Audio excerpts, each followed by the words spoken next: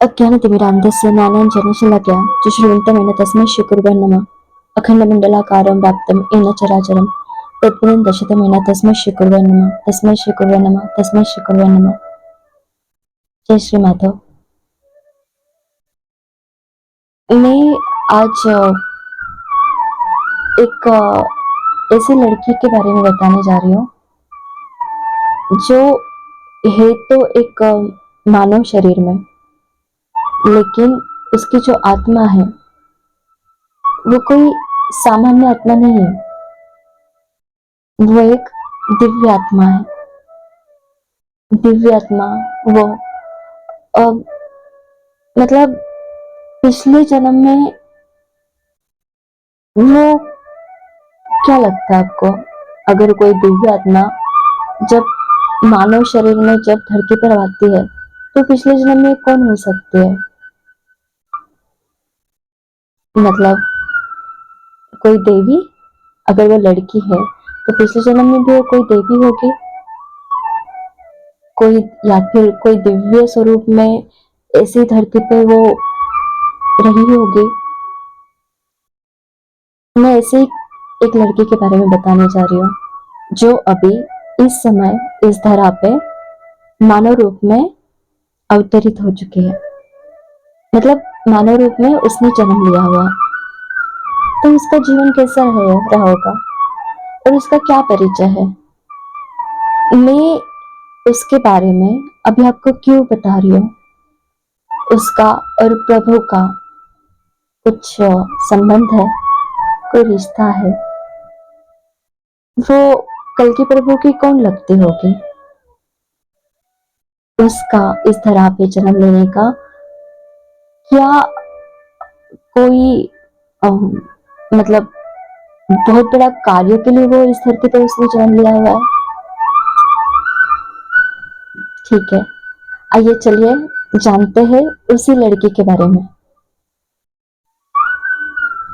वो जो जब उसका जन्म हुआ था ना, तो कोई नॉर्मल सा जन्म नहीं हुआ उसका। मतलब जब जन्म हुआ तो उस समय में कुछ धरा पे हलचल हुए थे, कहीं पे ज्वालामुखी फटे थे, कहीं पे बहुत तेज बारिश हो गई थी, मतलब भूकंप हो चुके थे।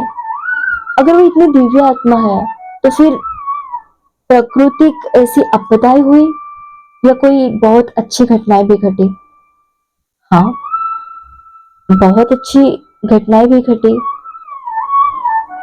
उस समय में कोई एक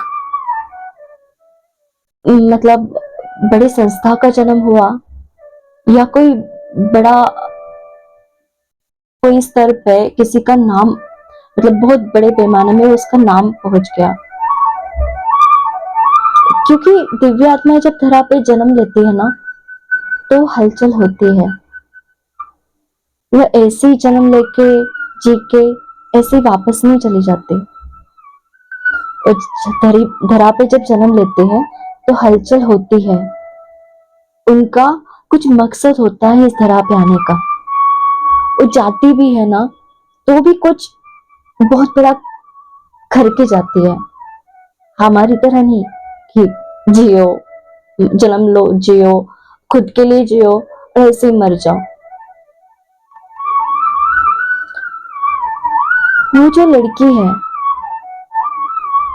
वो जो उसका मतलब कोई बड़ी से घराने में उसका कोई जन्म नहीं हुआ। वो सीधे साधे से घराने में उसका जन्म हुआ।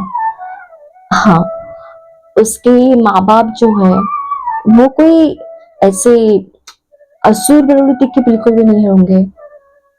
सात्विक, सिंपल, एक सादा सा जीवन जीने वाले उसके माँ और पिताजी थे। तो ऐसे घर में वो लड़की जन्म लेगी जहाँ पे उसको अच्छे संस्कार मिलेंगे। वैसे जरूरी नहीं है कि जो दिव्य आत्मा है उनको अच्छे संस्कार मिलने की जरूरत है। जब नॉर्मली जो भी मतलब कोई महापुरुष भी अगर कोई पे जन्म लेते हैं तो उनके काफी पिछले जन्म के कर्म उनके साथ हमेशा साथ साथ चलते हैं। तो जरूरी नहीं है कि अ, जो भी संस्कार है माँ बाप से ही मिले, गुरुजनों से ही मिले ना। कुछ आत्मा के भी संस्कार होते हैं जो हमारे साथ जन्मों जन्मों से चलते रहते हैं। लेकिन वो तो बहुत बड़ी दिव्य आत्मा लड़की है, तो उसका जो जन्म हुआ वो माँ बाप भी अच्छे और सात्विक थे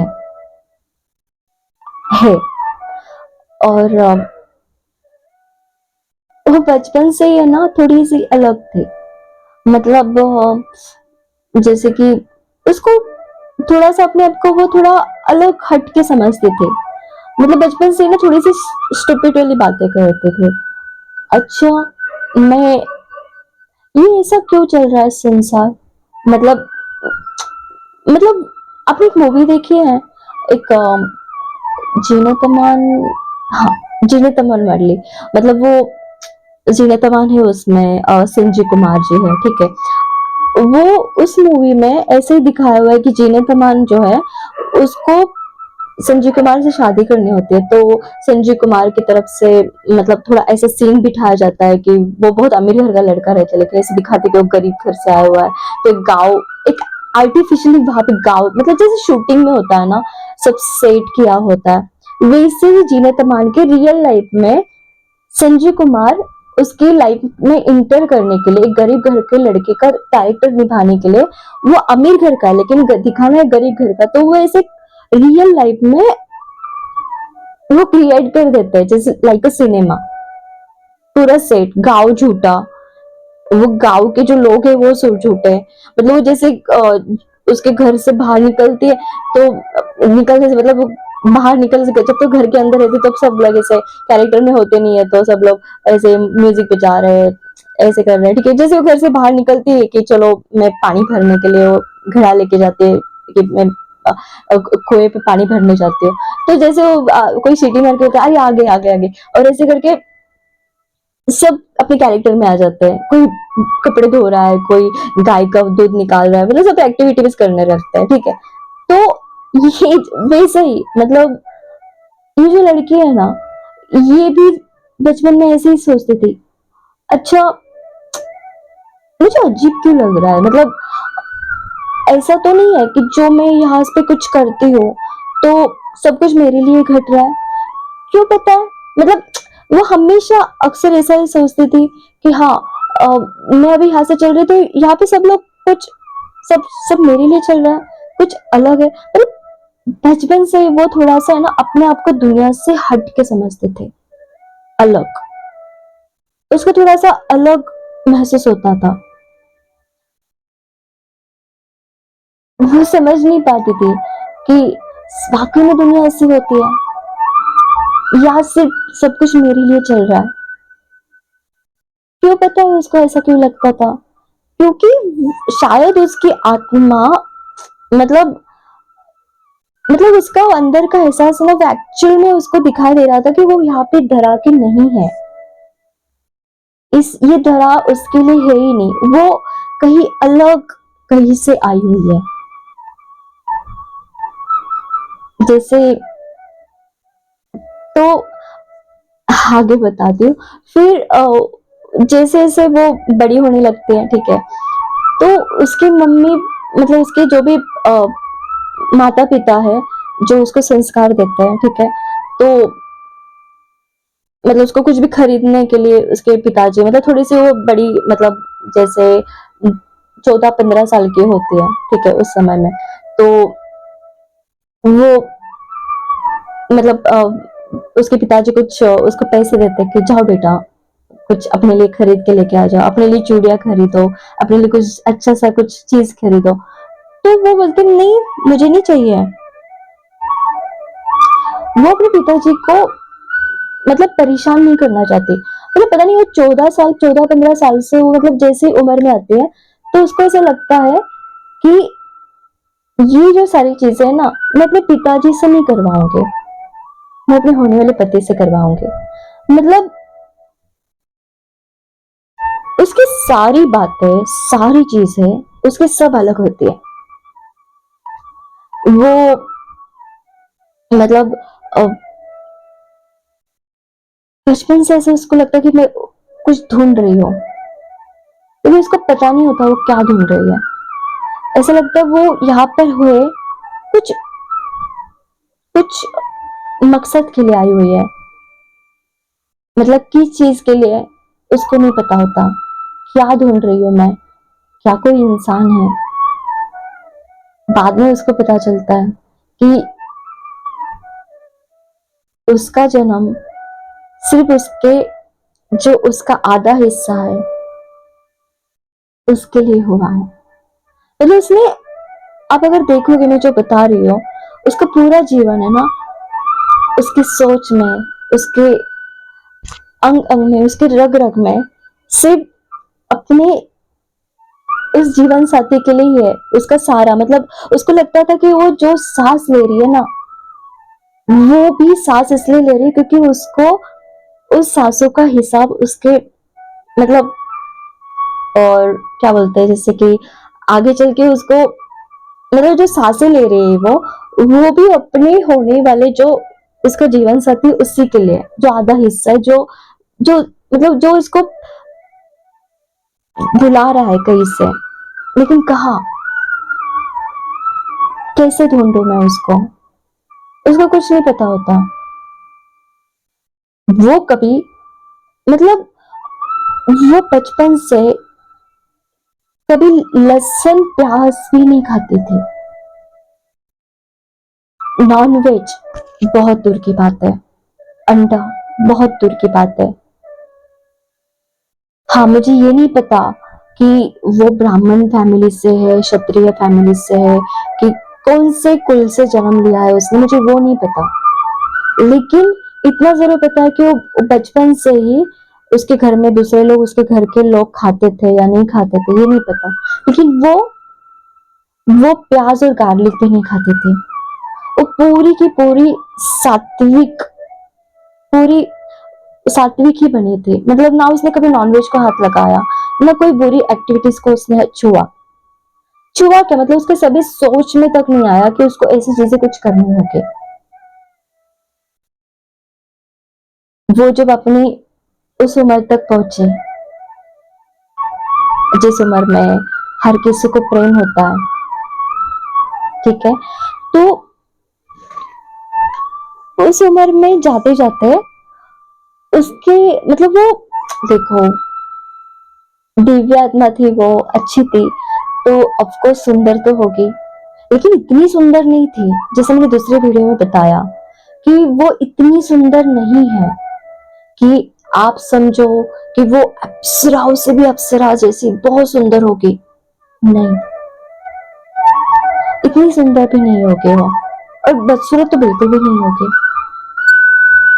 मतलब उसमें एक ऐसा ओरा होगा कि वो हर किसी को अपनी तरफ खींच ले।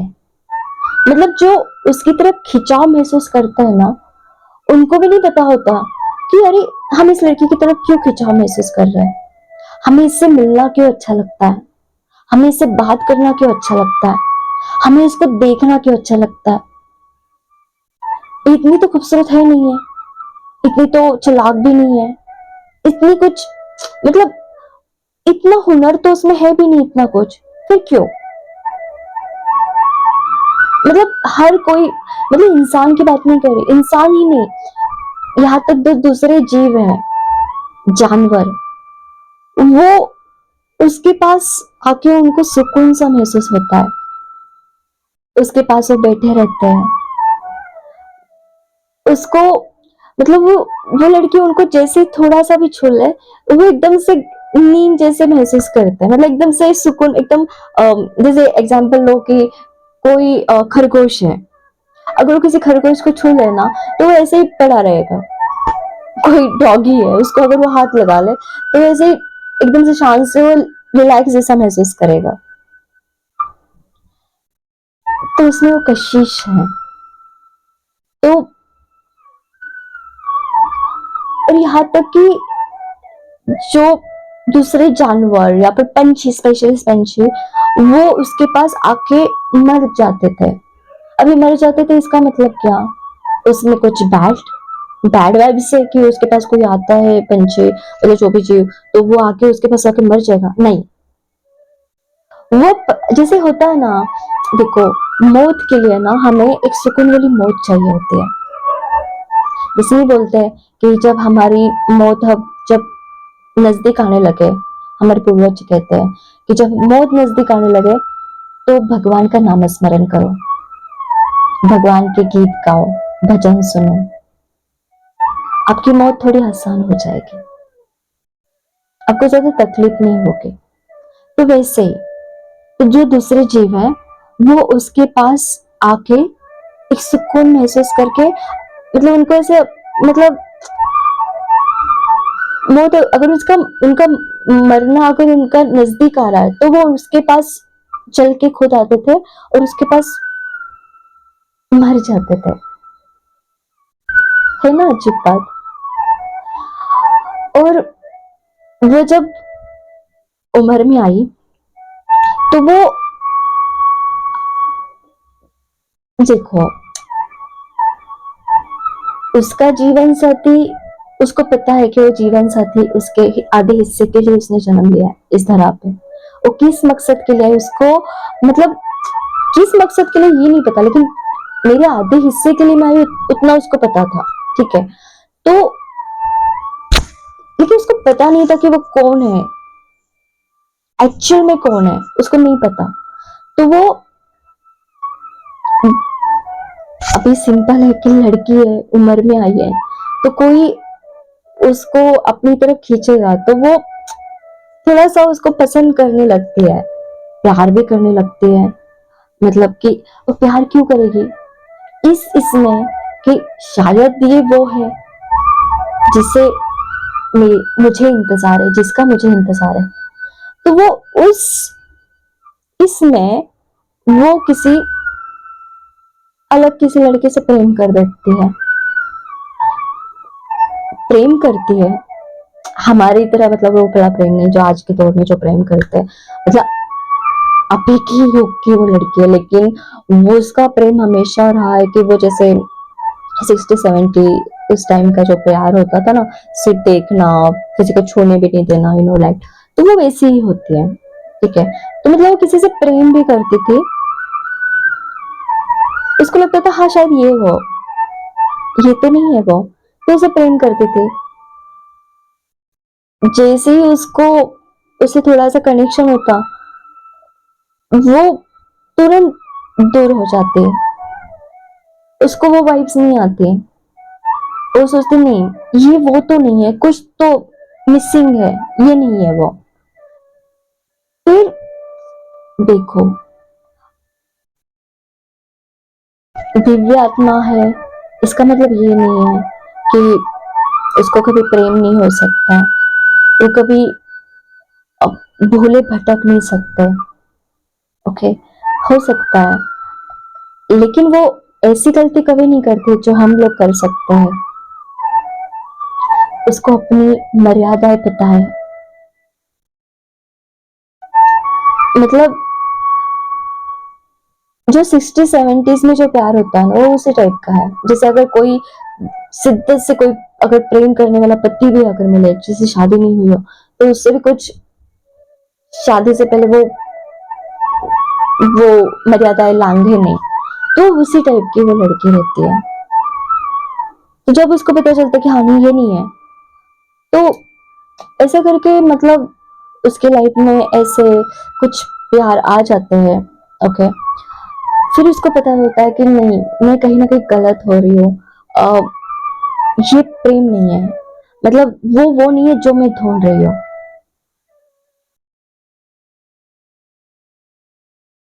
उसमें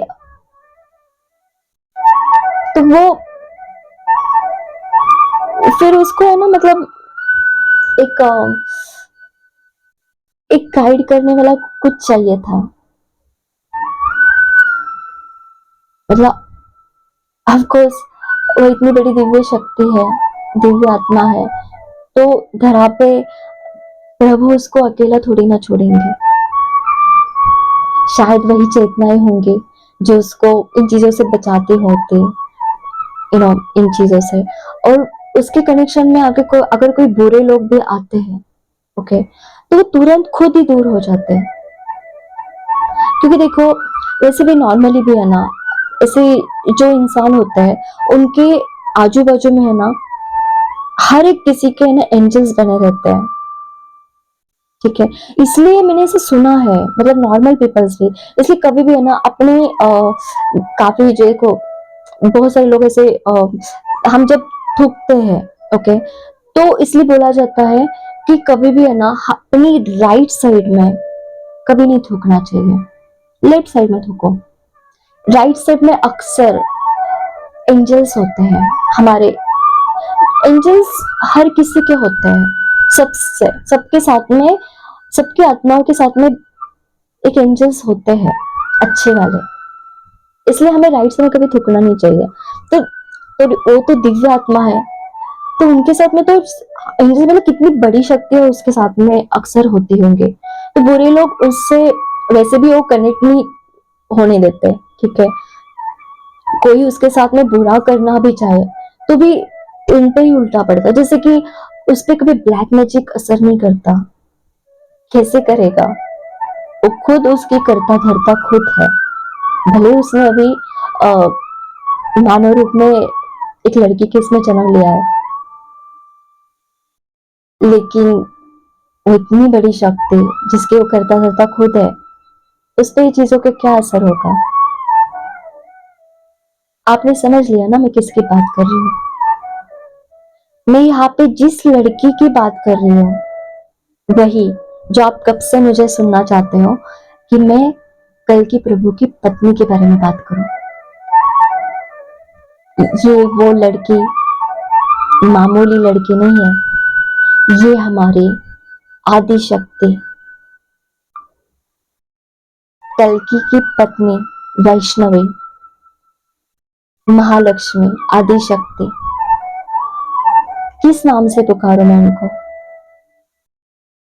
जो कल्कि प्रभु की खुद शक्ति है, जो शक्ति उनकी शक्ति बनके उसने इस धरा पे जन्म लिया है,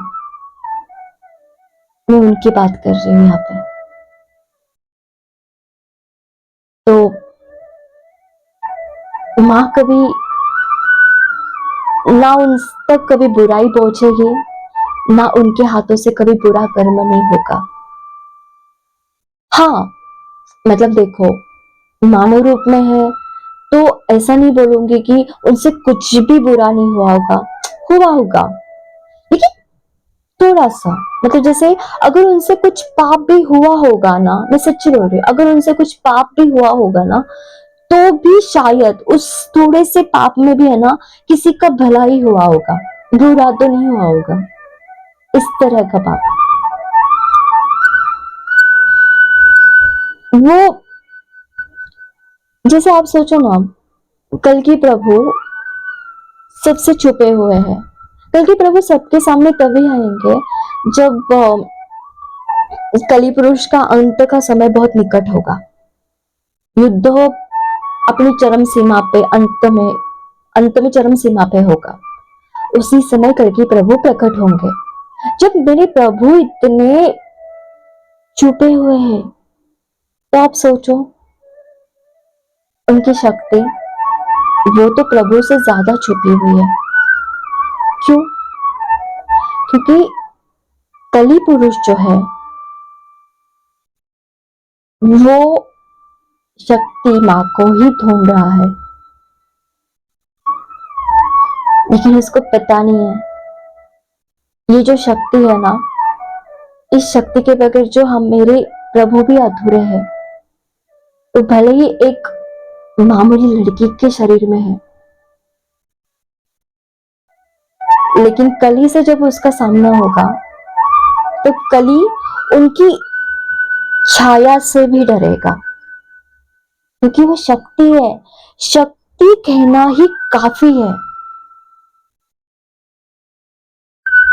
शक्ति, हर चीज में बसी हुई शक्ति। हम जो अपने पैरों पे खड़े रहते हैं, किसके लिए, किसकी वजह से?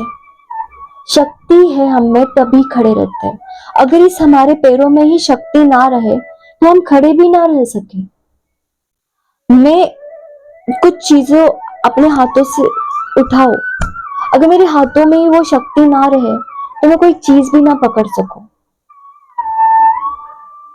तो ये शक्ति के बगैर ये धरा, ये पूरा ब्रह्मांड कुछ भी नहीं है, कुछ भी नहीं। प्रभु भी अधूरे है शक्ति के बगैर। तो ये कल्कि प्रभु की पत्नी है, जो उनके चेहरे का तेज कभी किसी को दिखाई नहीं देगा, मतलब सबके बीच में मौजूद रहेगी, सबको वो अट्रैक्ट करेगी, लेकिन फिर भी रहेगी वो एक बहुत सिंपल मामूली सी लड़की। कोई उनको इतना सा भी जज नहीं करेगा कि ये माँ आदि शक्ति है, कोई भी नहीं।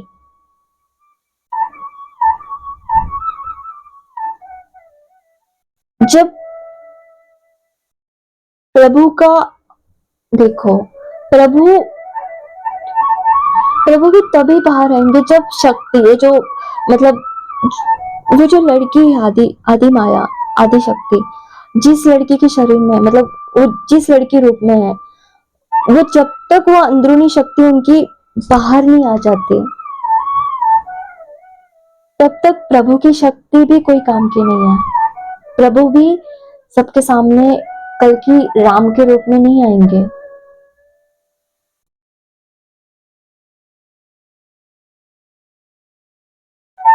तो ये बताया मैंने उनका वर्णन, वो कैसे होगी, कैसे जी रही होगी, उसके बारे में। अभी मैं इस पे ये बताने जा रही हूँ कि कल्कि प्रभु और वैष्णवी माता, उनका शादी कैसे होगा, उनका मिलन कैसे होगा। वैसे देखो, भविष्य पुराण में लिखा है कि कल्कि प्रभु की दो पत्नियां होंगी, पद्मा और रमा और पद्मा, राइट, मतलब एक महालक्ष्मी। लेकिन ऐसा कुछ नहीं है। हाँ, दो दो शादियां होगी, जैसे मैंने राधा और कृष्ण के विवाह के बारे में बताया ना, राधा और कृष्ण का विवाह हुआ और नहीं भी हुआ, हुआ आध्यात्मिक विवाह हुआ, जो दुनिया की नजर में कभी नहीं दिखाई देगा, लेकिन हुआ विवाह उनका, जिसका हम प्रूफ नहीं ला सकते क्योंकि आध्यात्मिक विवाह था।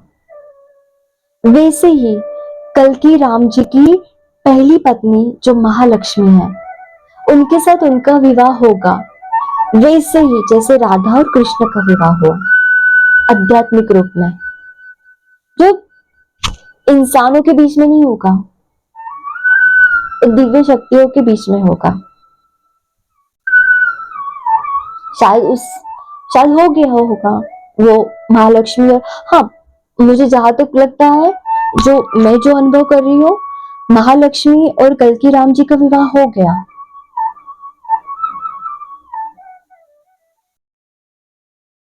उसके बाद ही अभी वैष्णव माँ का ऊर्जा अभी जागृत हो गई। महाशिवरात्रि में माँ को पता चल गया वो कौन है, मतलब पता चल गया तो मतलब अभी उनको पूरी तरह से पता चल गया, लेकिन उनकी शक्ति भी कुछ कुछ बाकी है। ठीक है, मुझे लगता है देखो, जैसे कल की प्रभु है ना, 2029 में दुनिया के सामने आ जाएंगे। दुनिया के सामने मतलब कौन? मलीच्छ लोग उनके सामने नहीं आएंगे, जैसे भक्त बचे होंगे, जो भगवान के अवतार होंगे, सिर्फ उन्हीं लोगों के सामने आएंगे।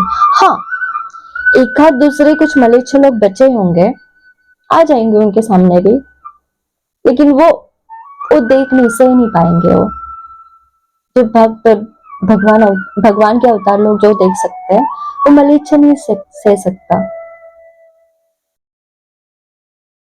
मतलब मैं भी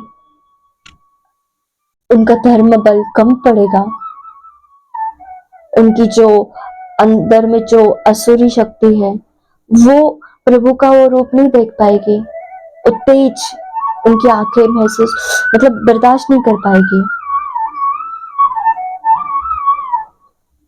उसे भक्त और भगवान के अवतार ही महसूस कर पाएंगे, मतलब वही देख पाएंगे। तो उस समय तक 29 तक माँ की पूरी शक्तियां जाग जाएंगे। अभी माँ जान चुकी है वो कौन है, कुछ शक्तियां उनकी जग गई है, पूरी अभी नहीं जगी है। और प्रभु से और माँ का वैष्णव का मिलन हो चुका है, हाँ हो गया। लेकिन ऐसे देखो, मतलब वो जो प्रेम में जो होता है ना कि जैसे हम इसमें कहते हैं डेट, वैसे वाला मिलन नहीं हुआ उनका। ठीक है, मतलब देखो माँ और प्रभु मिले हैं कोई धार्मिक स्थल पे, मुझे जहां तक लगता है शायद जगन्नाथपुरी हो, मतलब उड़ीसा की कोई जगह हो, शायद जगन्नाथपुरी का मंदिर हो या फिर कोई भगवती माँ का ही मंदिर हो, मतलब वैसी कोई जगह पे माँ वैष्णो और प्रभु दोनों मिल चुके हैं, मतलब आमना सामना हुआ है, नजरे नजरों से मिली है। जैसे सुंदरवन में था ना, राम और सीता जी मिले थे, सीता मैया पहली मुलाकात में एक दूसरे को सिर्फ निहार रहे थे, वैसे। और जब प्रभु माँ को पहली नजर में जब देखेंगे ना, जैसे देखो माँ जो थी ना, चलो माँ किसी और लोगों से प्रेम कर बैठी, ठीक है, क्यों? क्योंकि माँ को लगा कि शायद ये है, शायद ये तो नहीं है, शायद ये तो नहीं है, इस भ्रम में। देखिए कल की प्रभु है ना, कल की प्रभु ने किसी से भी प्रेम नहीं किया, क्योंकि उनके दिमाग में ना सिर्फ एक ही था कि मैं कुछ करने आया हूँ, मैं मेरे प्रभु का भक्त हूँ, मुझे सिर्फ भक्ति में जीवन बिताना है, मुझे कुछ करना है, मैं कोई बड़ी ध्येय के लिए आया हूँ। वो बचपन से है ना उनमें वो उनमें कुछ वो स्पार्क, मतलब स्पार्क था वो, मतलब उनको चेतना वो हमेशा जगाती रहती थी उस चीज के लिए। तो इस वजह से वो कभी किसी प्रेम में किसी इसमें पड़े ही नहीं, उनका कभी ध्यान वहां पे गया ही नहीं। लेकिन माँ को तो मतलब उनका जन्म तो सिर्फ उन्हीं के लिए हुआ ना, तो इसलिए माँ, उसको लगता है बचपन में ढूंढ रही हूँ मैं, मुझे कुछ ढूंढना है, मैं मेरी शादी को ढूंढना है, तो उस चक्कर में माँ थोड़ा सा बहक गई, बहक मतलब प्रेम कर बैठे, जो मैंने बताया वैसा कुछ नहीं, सिर्फ वो प्रभु को ढूंढने के चक्कर में। और जब माँ ने जब प्रभु को पहली बार देखा, प्रभु ने जब माँ को पहली बार देखा किसी धर्म स्थल पर, तो दोनों एक दूसरे को निहारते रहे। प्रभु को समझ में नहीं आया कि मैं ऐसा कैसे हो सकता हूँ, मैं किसी लड़की को क्यों देख रहा हूँ, ये कौन है, मुझे इसको बार बार देखने को क्यों मन कर रहा है, ये है कौन, एक अपना सा क्यों लग रहा है इसके लिए। माँ की भी सही वही हालत होगी, लेकिन वो इतनी शक नहीं करेगी जैसे प्रभु कर रहे होंगे। माँ जब प्रभु को देखेंगी तो वो पहली मुलाकात में बोलेगी, हाँ, यही तो है जिन्हें मैं बचपन से ढूंढ रही हूँ, अब जाके मिले मुझे। और माँ जैसे ही प्रभु को देखेगी उसी समय वो उनको अपना पति बोलेगी, मन ही मन में उनको अपना पति मान लेगी, और वो उनको बार बार देखना चाहेगी, और प्रभु भागेंगे उससे। जैसे मैंने कहा था ना, ट्विन फ्लेम कनेक्शन, जैसे राम और सीता जी का था, शिव पार्वती जी का था, शिव सती, राधा कृष्ण, ये सारी ट्विन फ्लेम कनेक्शन है।